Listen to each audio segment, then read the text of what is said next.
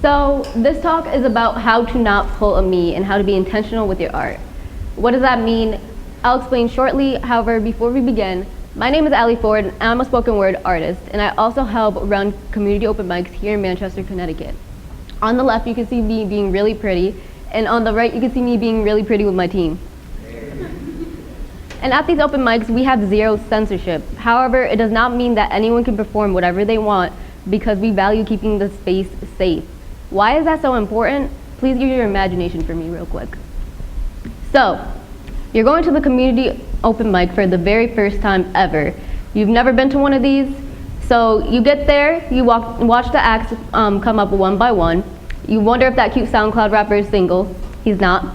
And after that SoundCloud rapper, a poet comes up, and they have you really taken aback just because the poem is just so offensive, disgusting, vulgar, and overall really problematic.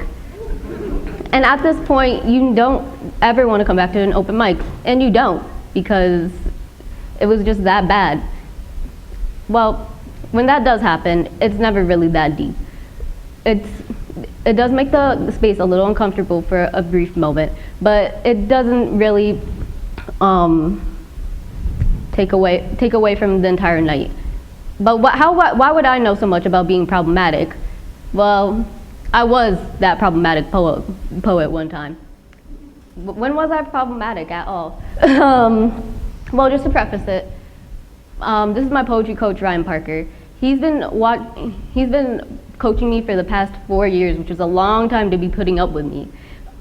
He has always drilled in intentionality into me and all my teammates, constantly asking us, what does this piece do for me? What does this piece do for your immediate audience? And what does this piece do for your community at large?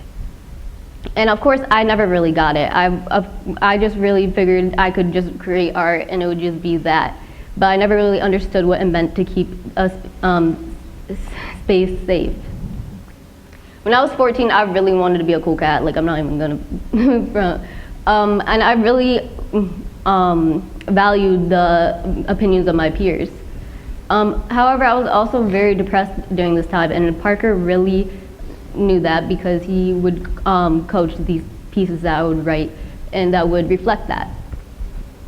Before one of these open mics, he asked me if what I was performing would be safe. And of course I was like, yes, of course it's gonna be safe. But clearly I lied. I had two really problematic options for a poem. One of them would be a really depressing piece that would not be okay for me to be performed, and I'll explain shortly why it would not be okay. And the second one was a really vulgar piece and just included tons of swearing and was about the sexualization of female bodies from a male's perspective. The way I just explained it, completely fine. However, the execution of the poem was not okay. So long story short, Parker dragged me off stage that night. Okay, he just turned on the music and took me to the back to talk to me. And I was so mad at him. I told him this thing is censorship free. Why would you do this? And he told me, Ali, you have a responsibility as an artist. And I was like, no, I don't. I'm 14 and I'm 100% right about this. Which after a while, I came to the realization I wasn't. Mostly because my teammates showed me this picture of a woman who was watching me perform that night. And I don't have the picture now, but she looked a little bit like this. So safe to say, I was wrong for once. And after 2 years of thinking about this, I've come to the realization that Parker was not trying to strip me of my artistic integrity, but only trying to remind me of it. Being vulgar in a piece isn't really necessary unless I'm doing it with an intention. And I didn't need the approval of my peers because my art was already valid because it was mine. And it would not sustain time if I did it for others or if I just continuously wrote something just for the heck of it. So what is a sustainable art? How do you make it? Well, it's art that sustains time, that can be reused and will remain relevant throughout the years, such as Shakespeare. His work is still being taught after thousands of years, or Frida Kahlo. And another good example is this guy. He literally just won a Pulitzer Prize for his art, and his art, we already know that his art will be everlasting. And I also know about sustainable art because, well, I've learned from my mistakes. I've become a more intentional artist, and I am not the problematic person I was once. But I have a poem today. It's called Chink Girl, and I do consistently use a racial slur throughout the piece, and I do swear a couple of times. If that makes you uncomfortable, then you are more than welcome to leave during this performance, but if not, then I will really get into it.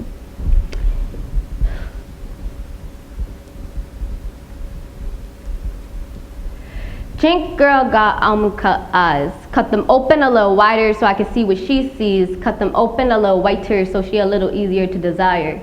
Chink girl fluent in math equations. Ching chong, the violin, and everything else in between except driving. Chink girl valedictorian, Ivy League, doctor, best-selling author, Nobel Prize. Chink girl so spice, but her flower tight and I want to be the one to pick the petals.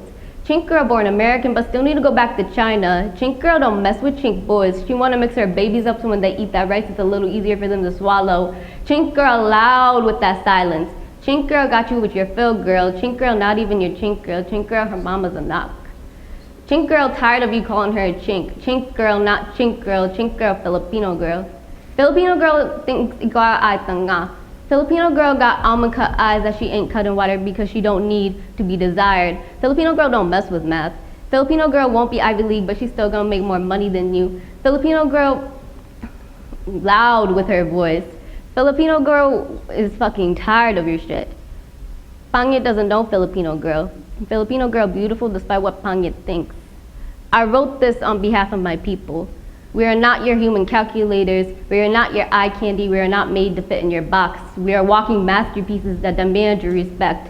We will not let you be our new internment camps. Thank you. So, I wrote that about a good year ago. And I've been performing it too many times. It was intended to be the beginning of a rant that I wrote for my humanities class about the discriminations that Asian Americans faced. And what I wanted to do was to really show what I faced as an Asian American and the stereotypes that were put on me. However,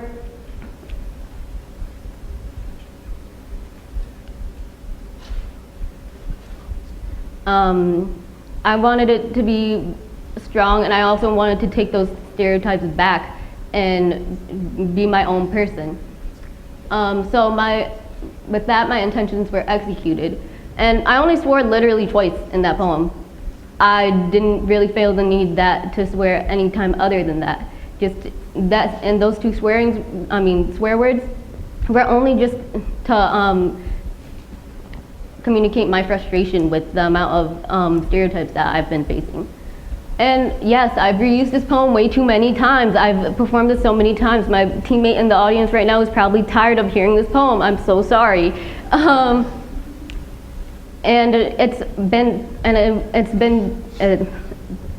used it as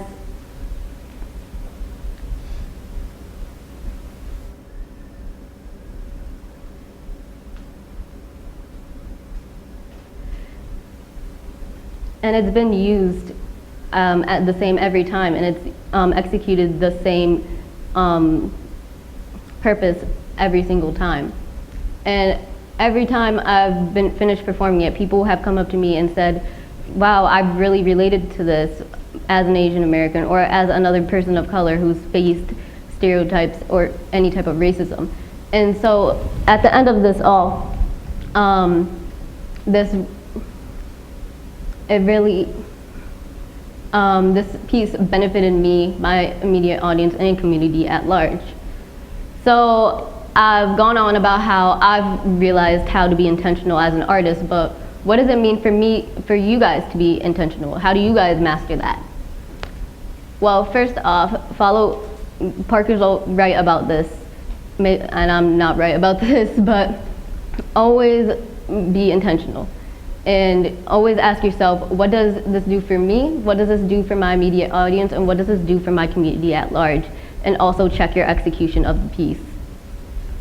The second one is that there's a big difference between oversharing and being vulnerable. While vulnerability is always welcomed and is a beautiful thing, you can't leave your audience feeling like they need to be put back together after you perform something. Would your parents be disappointed in you? My parents have wanted to disown me a good amount of times throughout my life.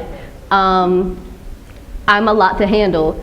If they saw me perform that piece a couple of years ago, they probably would have definitely disowned me. Don't be me. So, if you aren't open to continuing a conversation after this piece, you're better off not performing it. While people do perform a lot of vulnerable pieces, we do not want you to open wounds that happen to still not have healed yet. And also keep in mind the first question that Parker asked: what does this piece do for me? If you aren't ready to really talk more in depth about a piece that may be personal to you, then it's better off you don't perform it.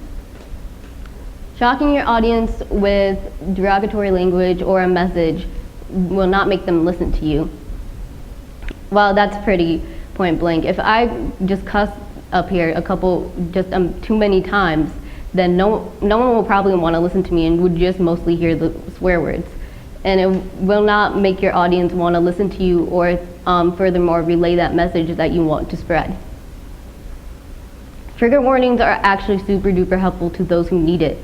A lot of people suffer with anxiety or other mental disorders that can really be set off at certain times. So if you happen to have a content warning before you perform something, people will really appreciate that. These steps are universal. No matter what type of artist you are, whether you're a SoundCloud rapper, whether you're a YouTuber, whether you're a visual artist or any type of artist at that, you can use these steps to your advantage to be more intentional and create a safer space. And with that, understand that the function of art is to make us all function. And with that,